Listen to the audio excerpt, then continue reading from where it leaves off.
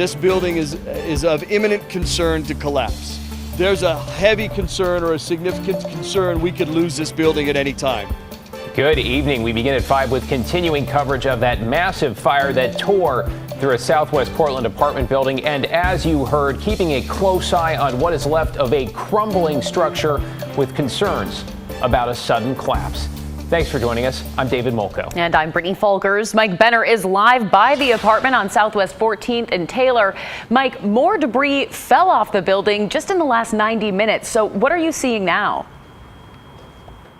Yeah, hey there, Brittany. I'm seeing a lot of bricks, and I mean a lot of bricks littering the street and sidewalk. Let me get out of the way and give you a live look here at this intersection. A security guard watching over this property said it happened around 3:30 this afternoon. It was quick and loud. He said he went to check on some homeless folks camping nearby. They're all good and safe.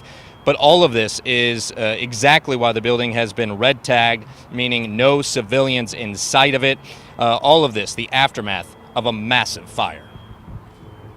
Wednesday morning in southwest Portland, that group you see there is assessing the structural integrity of the May apartments. Turns out what they discovered was troubling, to the point the more than 100-year-old building could be demolished if it doesn't collapse first. This is an unreinforced masonry building that was effectively being held together by the floors. These floors are now extremely damaged and affected by both fire, flame, and water. So there's a heavy concern or a significant concern we could lose this building at any time. On Tuesday morning, the multi-story apartment building went up in flames, and as you can tell, this was no small fire. For some residents, the only way out was the fire escape, and even that was dicey. Those residents had to be rescued by firefighters, all while the inferno shut down streets as well as I-405, due in large part to the thick smoke. We had a lot of smoke and smelled it and looked out our window and could see it from the early get-go. Wendy Rahm will be the first to say her frustration over the smoke that filled her home pales in comparison to the dozens of residents who lost theirs. It's really tough. So I don't know what those people are going to do. Those people are among the reasons we wanted to speak with the building owner. But he had very little to say before somebody ushered him away. Listen.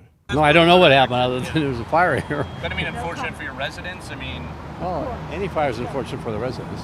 Residents of a building that's now at the center of a forensics investigation were told on Friday a fire chief in Scappoose, who's licensed to fly a drone in Portland, will fly a drone around and maybe into the building to determine what sparked this fire. He has a smaller drone that we're going to take into the area of believed fire start, incipiency, if you will, and they're going to fly the drone around and see if we can determine anything from the imagery that is gathered in that process.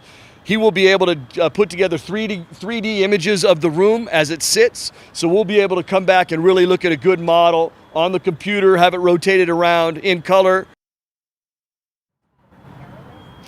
All right, back out here live. If this drone doesn't do the trick, one fire investigator can go inside. But here's the deal. This building could collapse as we're starting to see this afternoon. So specialists will be on hand in case that happens and a rescue is necessary. Needless to say, a very fluid situation out here. Once all of this is complete, this forensics investigation, the building will be turned back over to its owner, who will work with city officials to determine next steps.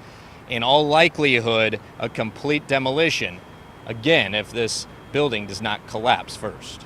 Back to you. I got to say, it is looking pretty precarious. Mike, appreciate that update.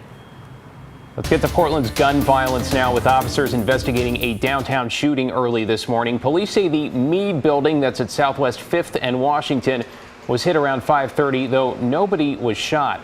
Officers say the shooter was gone when they arrived. In our homeless crisis, Portland's mayor is reportedly planning to ban daytime camping on city property. That would, according to Willamette Week, require people to pack up tents they pitch overnight in places like parks and sidewalks. Our Blair Best is here. So Blair, what is the official line from the mayor's office on all of this? Well, David, the mayor's office tells us they're planning to adjust protocols for homeless camping. It's their latest attempt to cut down on the number of people sleeping outside. Now, this ban, however, would target homeless people staying on city property. That includes sidewalks and parks. Now, the Willamette Week reports that Mayor Ted Wheeler is now proposing a ban on city property from 8 a.m. to 8 p.m., leaving many homeless people wondering where they'll go during the day. Nobody's going to go pack up their tents at 8 a.m. every day. It's not going to happen. I guess what would be the alternate place to go besides shelter, which doesn't work for some people?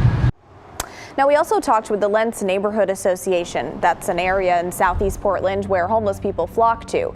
And while they say this proposal looks good on paper, they don't have faith that the city will be able to enforce it.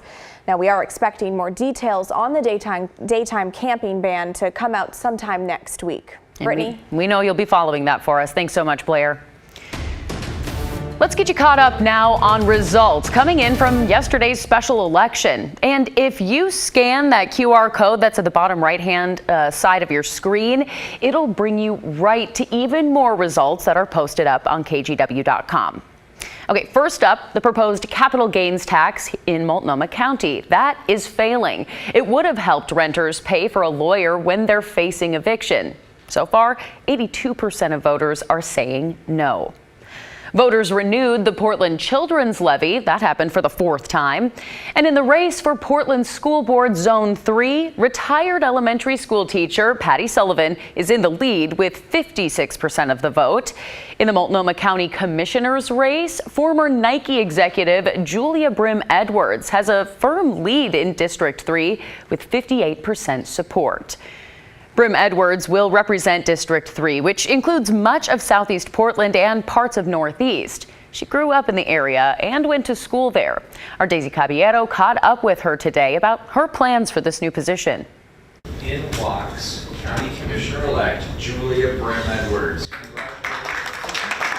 Julia Brim Edwards made a special appearance during Wednesday's Portland City Council meeting, where Mayor Ted Wheeler and commissioners congratulated her presumed victory for District 3's commissioner position, replacing Jessica Vega Peterson after she was elected chair last fall. I'm excited by the results, and I'm excited to get to work on behalf of East Portland and District 3. Brim Edwards says she ran for this position to better a district she grew up in and plans to help thrive by addressing a number of issues. This particular role, working with the other county commissioners, will be able to end street camping humanely, provide greater access to mental health services and drug treatment.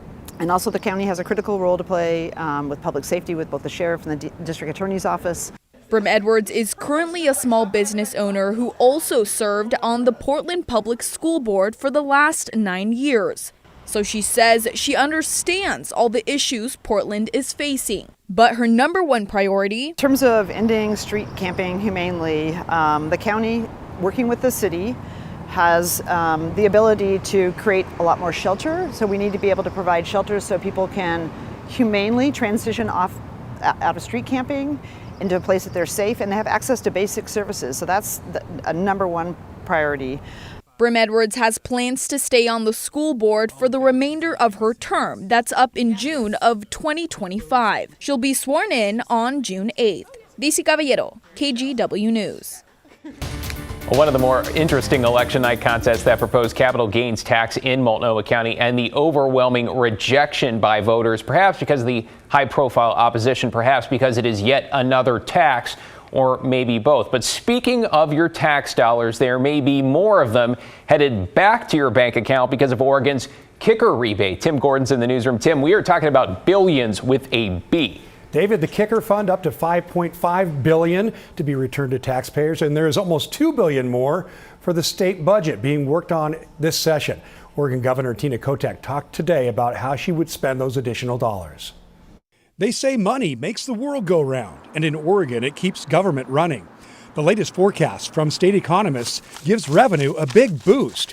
Experts say it's mostly due to a better than expected rebound from the pandemic and inflation raising incomes and tax brackets. Now everybody knows what the level of resources we have to do a good budget. Oregon Governor Tina Kotek met with reporters in her offices at the Capitol with a spending plan for the $1.96 million in additional state revenue.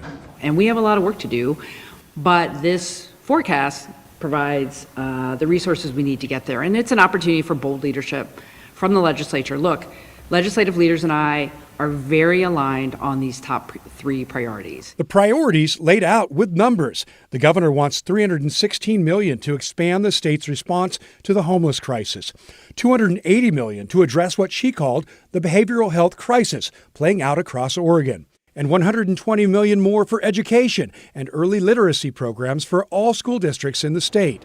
Beyond that, the governor wants $207 million to improve the wildfire protection system, $64 million for urgent water quality and infrastructure projects, and $6.3 million to train more police officers. The other big part of the forecast equation is good news connected to next year's kicker rebate. In March, it looked like a $4 billion total, and now it's a record-shattering $5.5 billion that will go back to Oregon taxpayers. Senate Republican leader Tim Knopp commented on that, writing, "Oregon families are on track to receive the largest kicker return they have ever received. Republicans trust Oregonians with their tax refund, their children, and their families. Meanwhile, Democrats want government to spend your money and parent your child." But remember, Republicans have walked off the job and shut down the Senate. The governor again urged them to come back so they can finish their business, including the budget. I'm treating people with respect. Get back to work. I don't need to chase you down. Get back to work. Now, the deadline to get the budget done is June 30th. The new 2-year cycle begins July 1st, although the governor and legislature have already signed off on a continuing resolution that would keep government services running until September 1st, if needed. Brittany? All right, Tim, thank you. Now to news from around the Northwest. Washington Governor Jay Inslee signed a law that makes drug possession and public use of drugs in the state a gross misdemeanor. Washington lawmakers in the House and Senate passed the bill yesterday, the first day of their special session to address this issue. If they didn't come to an agreement, drug possession would have become legal in Washington statewide as of July 1st because of an expiring rule.